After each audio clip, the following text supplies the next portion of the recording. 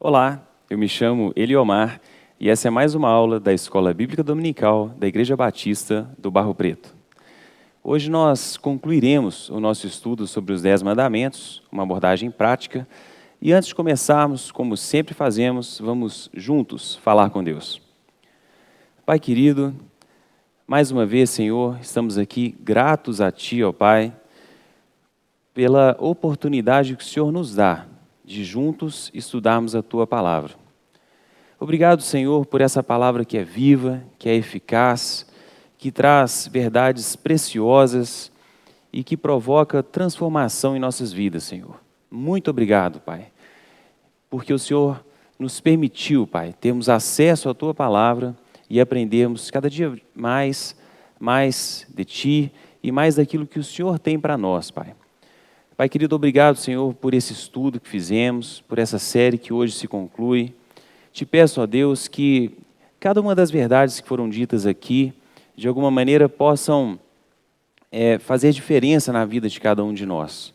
Te agradeço, Senhor, por prover esse meio, Pai, essa oportunidade de que a Sua palavra seja proclamada muito além dos limites aqui das 4 paredes da igreja física, mas proclamada, Pai, para todos aqueles que estão sedentos do Senhor e que de alguma forma têm acesso, Pai, a esse conteúdo. Pai, te agradeço pela visão que essa igreja tem de fortalecer a EBD, de valorizar o estudo da Tua Palavra. Te agradeço pela vida do pastor Arlécio, da Esther, da Lídia. Muito obrigado, Senhor, porque o Senhor tem colocado líderes à frente desse ministério que enxergam o quanto é importante que a Tua igreja, que o Teu povo conheça as verdades que o Senhor deixou para nós. Te peço, Pai, que nos dê aqui uma aula abençoada, que o Senhor fale aos nossos corações e que, Pai, com muita liberdade, o Senhor, através do Teu Santo Espírito, age em nossas vidas através desse conteúdo. Muito obrigado, Senhor. Te peço, Pai, perdão pelos nossos pecados. Te peço, Senhor, que não olhe para os nossos erros nesse momento, mas nos permita, Pai, sermos agraciados com o entendimento da Sua vontade para a vida de cada um de nós. Agradeço em nome de Cristo Jesus. Amém. Bom, meus irmãos, esse é o nosso último estudo, então, sobre os 10 mandamentos. É o nosso 11º encontro, porque no primeiro nós fizemos uma introdução sobre a importância do estudo dos 10 mandamentos, e agora estudaremos, então, o 10º mandamento. E parando aí com as delongas, né? Para de enrolar, vamos lá para a leitura do 10º mandamento de forma direta. Êxodo 20, verso 17. Leia comigo. Não cobiçarás a casa do teu próximo, não cobiçarás a mulher do teu próximo, nem o seu servo, nem a sua serva, nem o seu boi, nem o seu jumento, nem coisa alguma do teu próximo. Esse mandamento nos diz, então, que não devemos desejar, cobiçar o que pertence ao próximo.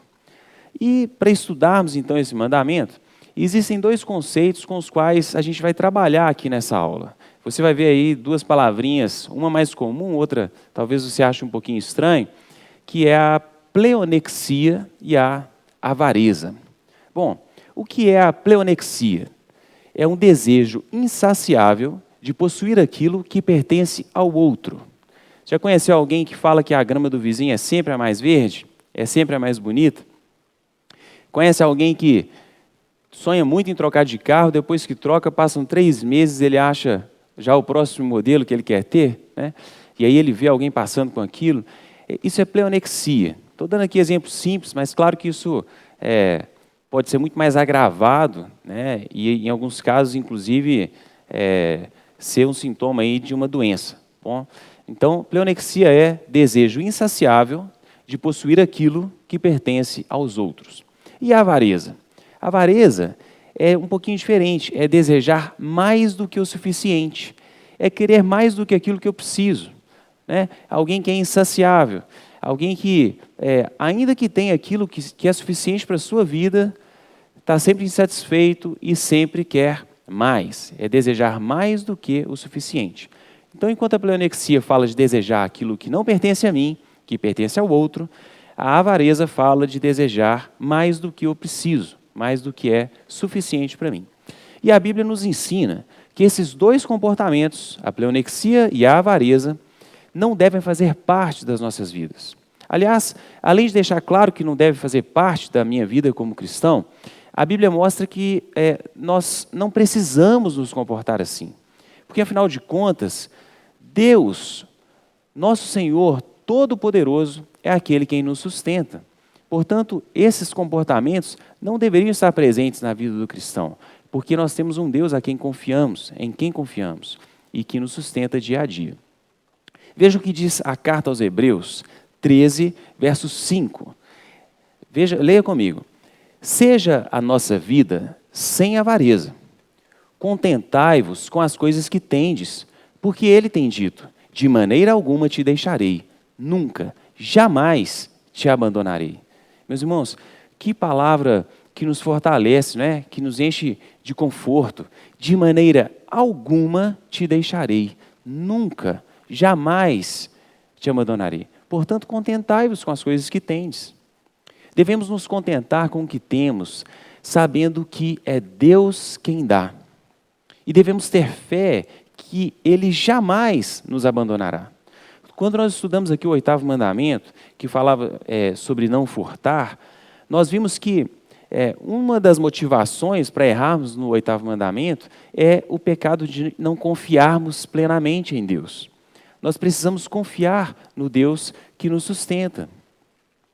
Meus irmãos, desejar conquistar as coisas, trabalhando para isso, não é errado.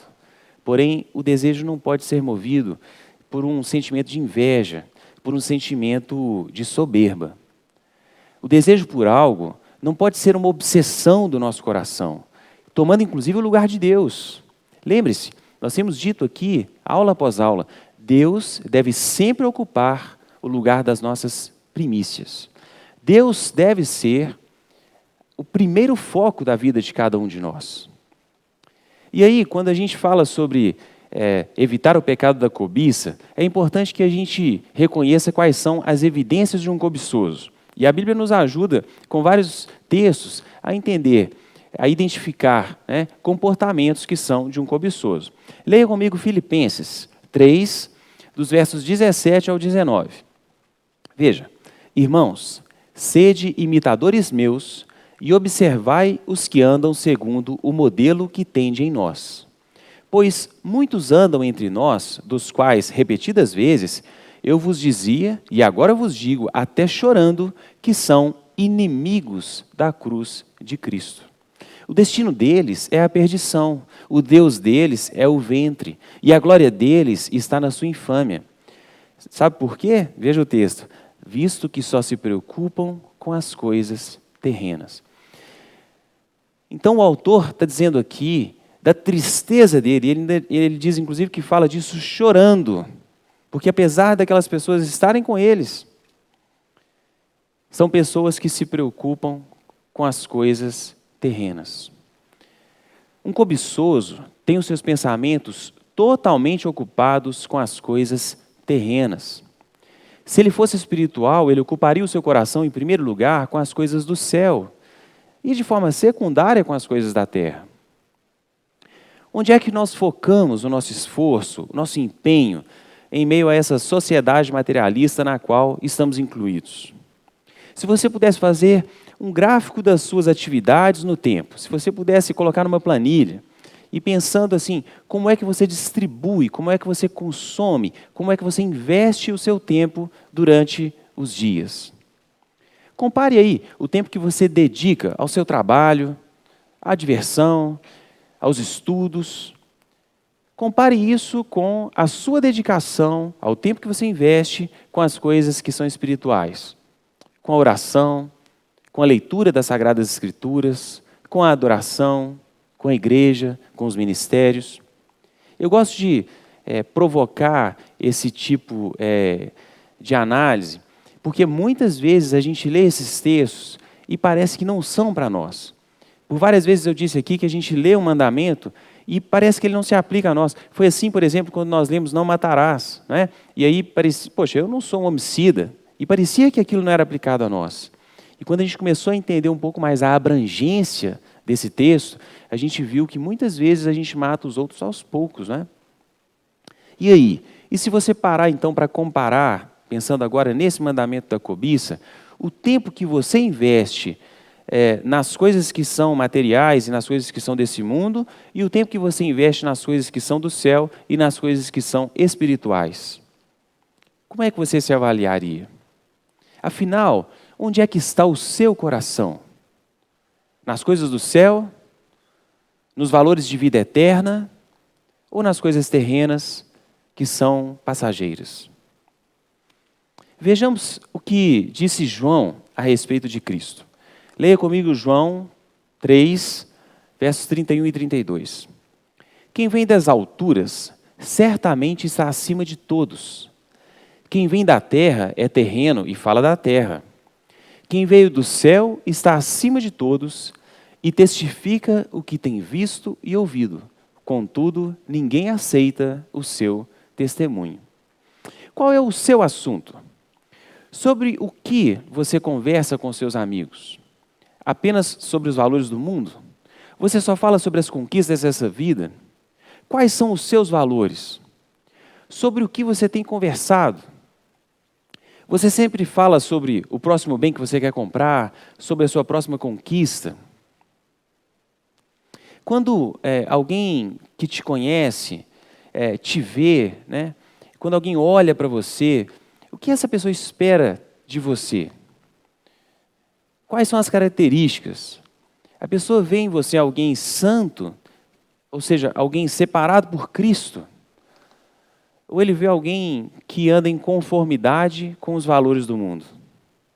E atenção, porque aqui não basta um estereótipo, porque às vezes a gente fala de como você é visto e as pessoas acham que a gente está falando sobre apenas o exterior, né? A gente não está falando aqui sobre algo forçado. Eu não estou falando aqui sobre você tentar parecer algo que você não é. A transformação, meus irmãos, para que a gente não seja cobiçoso, para que a gente, em última instância, não seja alguém que valoriza muito mais o mundo do que o próprio Deus, é uma transformação que vem de dentro, provocada pelo próprio Deus, a partir da busca pelo Espírito Santo de Deus. Veja que interessante a passagem de Mateus 26, verso 73. Leia comigo. Logo depois, aproximando-se os que ali estavam, disseram a Pedro: verdadeiramente és também um deles, porque o teu modo de falar o denuncia. Meus irmãos, Pedro foi identificado pelo seu jeito de falar. E lembre-se, aquela era uma situação em que ele não gostaria de ser percebido naquele momento. Se havia um instante em que Pedro mudaria até o seu jeito de falar, tentaria se esconder, era aquele momento. Pedro havia acabado de negar a Cristo pela segunda vez, e ele estava instantes de negar a Cristo pela terceira vez. Se tem alguém que naquele momento não queria ser reconhecido, era Pedro. Se tem alguém que no seu estereótipo tentaria falar de uma maneira que ninguém percebesse que ele era um discípulo de Cristo, era Pedro. Mas o que foi que as pessoas disseram? Que ele foi reconhecido pelo seu modo de falar, ainda que ele tentasse esconder. Pedro era alguém transformado por dentro. Por mais que ele quisesse negar a Cristo, ele não conseguiria esconder que era alguém separado para ser santo, Cordeiro de Cristo. Uma recomendação muito forte que precisamos seguir é de cuidar do nosso coração. Nós precisamos ser transformados pelo Espírito Santo de Deus, buscar santificação em todo o tempo, crescimento espiritual, maturidade cristã maior a cada dia, para que ainda que no momento de muita fraqueza da nossa vida, nós sejamos identificados como cristãos. Pessoas que têm o seu maior valor nas coisas que são do céu e não nas terrenas.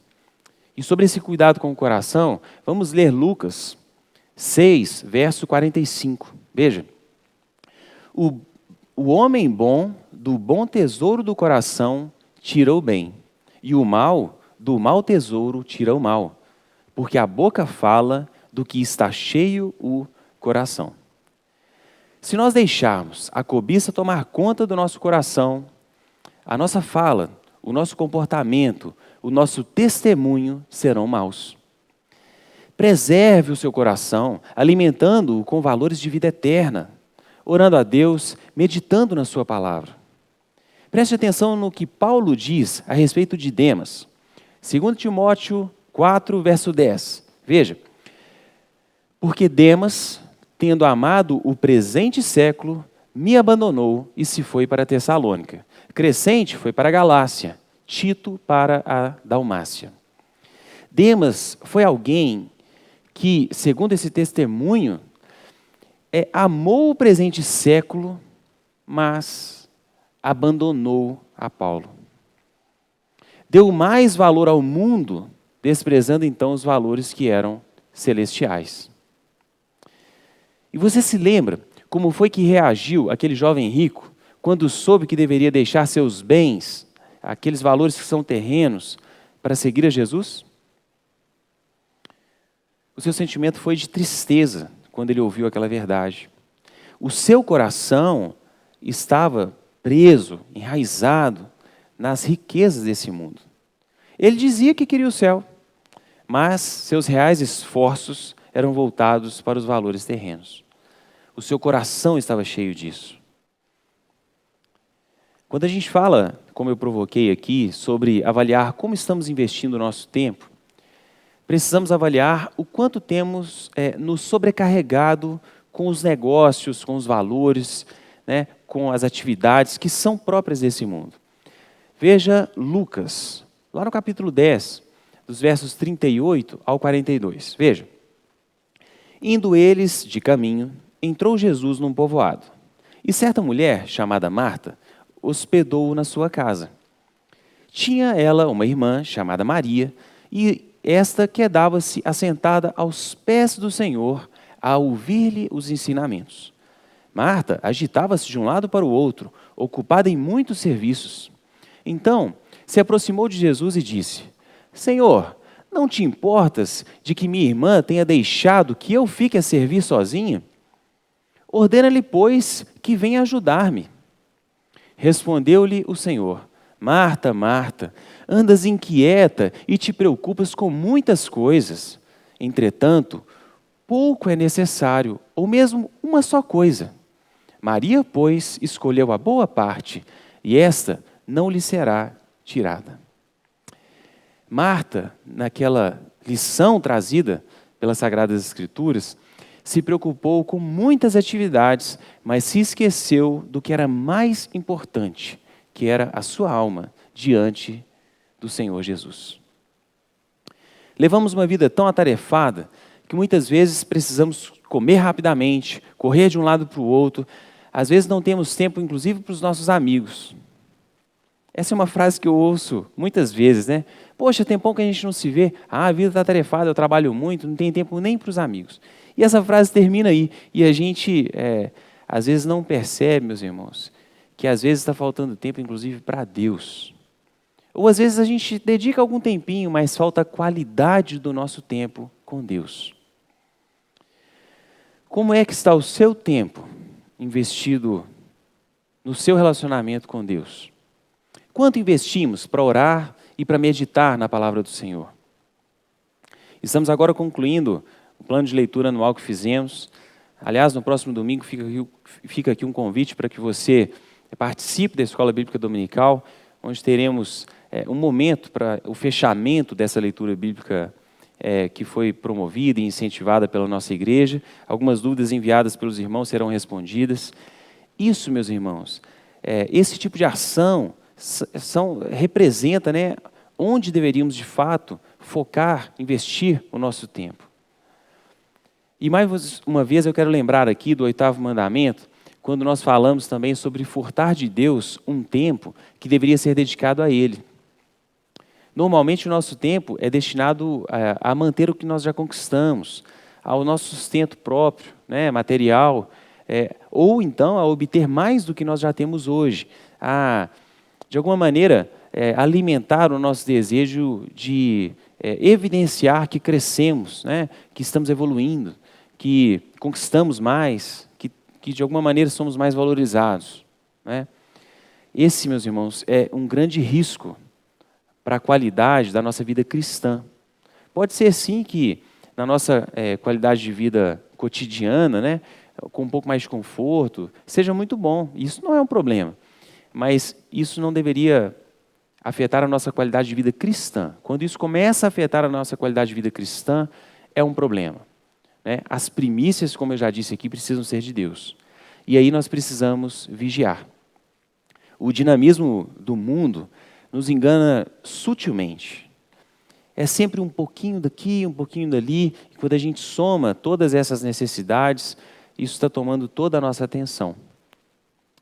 Um coração cobiçoso é tão determinado a obter cada vez mais, mas crescendo segundo os valores desse mundo, que muitas vezes não se importa, inclusive, com qual meio é utilizado para se obter mais.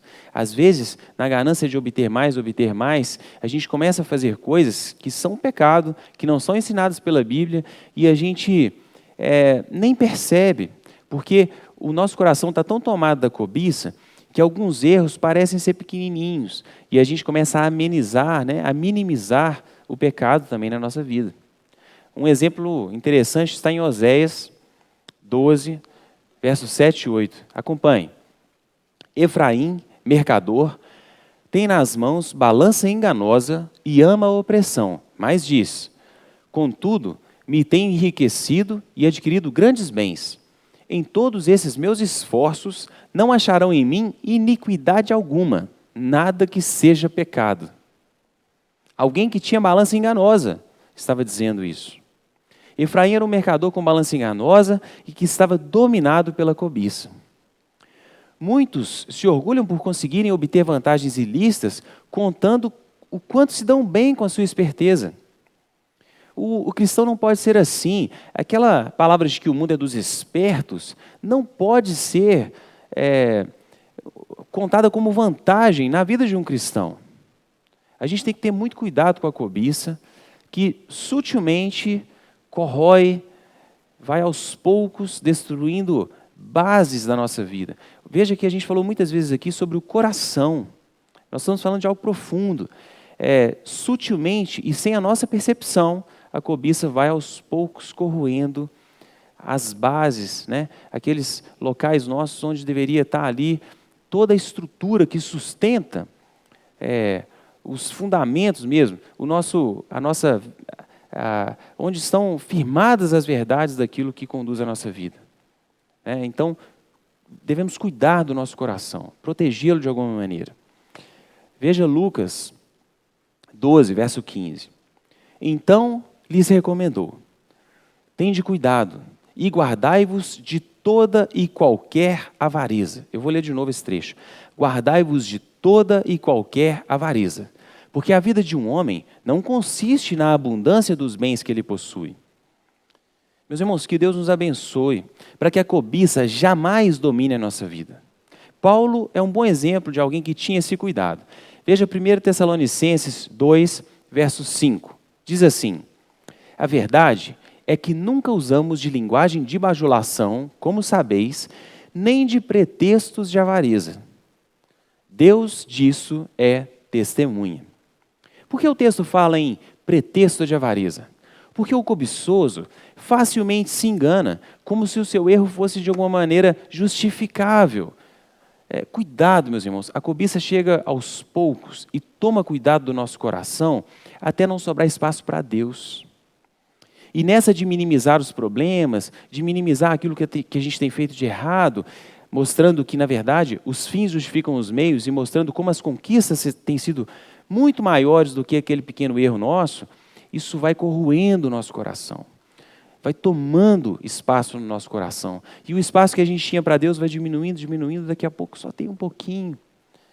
E daqui a pouco o seu relacionamento com Deus está quebrado e você não percebeu.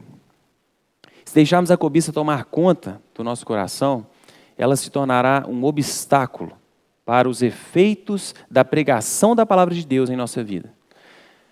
Será como a semente que caiu sobre os espinhos e foi sufocada pelos cuidados desse mundo.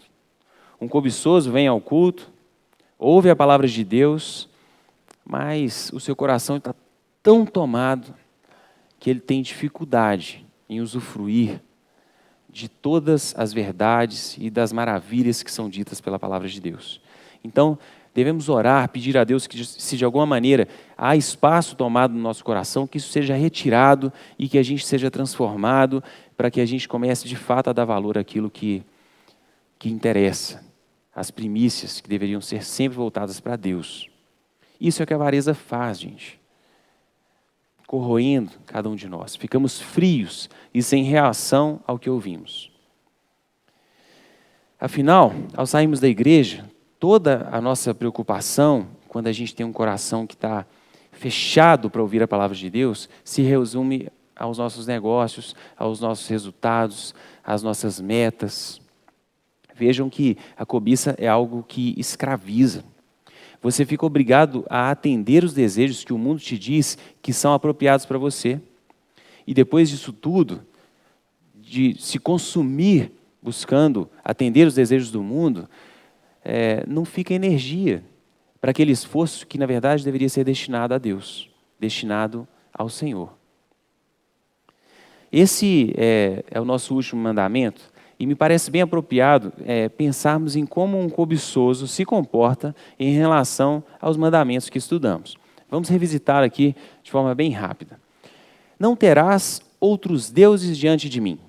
O cobiçoso coloca muitas coisas à frente de Deus. Não farás imagem de escultura. O cobiçoso idolatra o dinheiro. Não tomarás o nome do Senhor teu Deus em vão. O cobiçoso não honra o seu compromisso com Deus. Como é a sua fidelidade em relação ao dízimo? Lembra-te do dia do Senhor. O cobiçoso guarda o dia do Senhor se não tiver algum negócio para fazer naquele dia. Honra teu pai e a tua mãe. O cobiçoso normalmente se relaciona com interesse, principalmente com as autoridades. Até as amizades, ou pelo menos as companhias, elas são escolhidas a dedo, de forma a trazer alguma vantagem. Ainda que não seja monetária, mas às vezes emocional. Não matarás. Acabe e Jezabel desejaram a vinha de Nabote e mataram para possuí-la.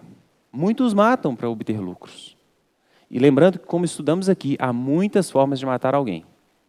E muitas vezes somos motivados pela cobiça. Não adulterarás. Cristo falou sobre não cobiçar, e a palavra foi essa, a mulher do próximo. Não furtarás. Já dissemos aqui muitas vezes, o cobiçoso, ele aceita qualquer negócio. E, às vezes, cego, porque tem um coração já tomado pela cobiça, ainda que seja algo ilícito, ele aceita qualquer negócio, desde que seja para obter lucro. Não dirás falso testemunho. Pergunte aí para um cobiçoso se tem algum problema mentir. Ele vai dizer que não, desde que seja para trazer bons resultados. Na cabeça dele, os fins justificam os meios. Você sabe como é que um cobiçoso encara o próximo? Muitos se aproximam do próximo normalmente por interesse. Muitos têm inveja. Muitos, em vez de se alegrar com o sucesso do próximo, se entristecem e começam a desejar sempre aquilo que o outro tem, que o outro alcançou, que pertence ao outro. Você já teve a oportunidade de contar para alguém alguma conquista que você teve e você perceber aquele sorriso meio amarelo assim, que legal, que bom que você conseguiu isso, parabéns. Em vez de você perceber aquela alegria que vem de dentro, dizendo, sério, você conseguiu isso? Que bacana, a gente estava orando por isso juntos. Você, por acaso, no momento de fraqueza, depois que comemorou com alguém a conquista dele, saiu de perto e pensou um pouquinho, por que não comigo? Meu irmão, a gente não precisa desejar o que é do outro. A gente não precisa desejar mais do que o suficiente para o nosso sustento. Cristo deve ser um exemplo para nós. Sempre demonstrando amor pelo próximo, Cristo queria sempre a transformação e o crescimento do outro, buscando que o outro também fizesse a vontade de Deus. Cristo se relacionava com amor, com gestos sempre de caridade. O que é que nós, cristãos, devemos fazer?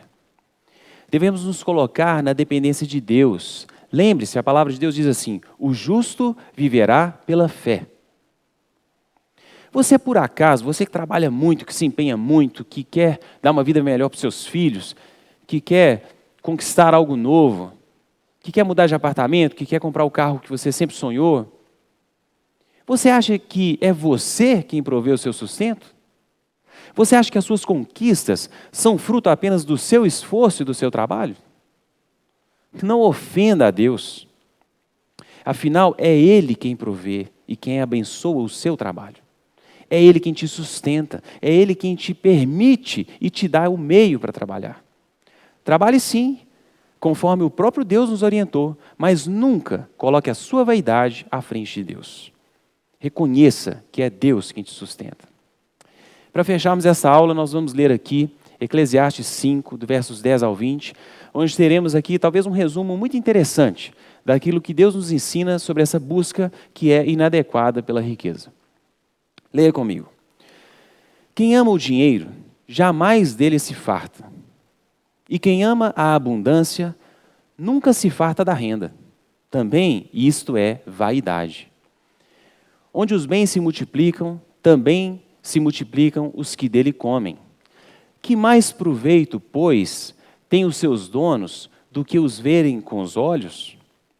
Doce é o sono do trabalhador, quer coma pouco, quer muito, mas a fartura do rico não o deixa dormir. Grave mal vi debaixo do sol, as riquezas que seus donos guardam para o próprio dano. E se tais riquezas se perdem por qualquer má aventura, ao filho que gerou, nada lhe fica na mão. Como saiu do ventre de sua mãe, assim nu voltará, indo-se como veio. E do seu trabalho, nada poderá levar consigo. Também isso é grave mal. Precisamente como veio, assim ele vai. E que proveito lhe vem de haver trabalhado para o vento? Nas trevas, comeu em todos os seus dias, com muito enfado, com enfermidades e indignação. Eis o que eu vi.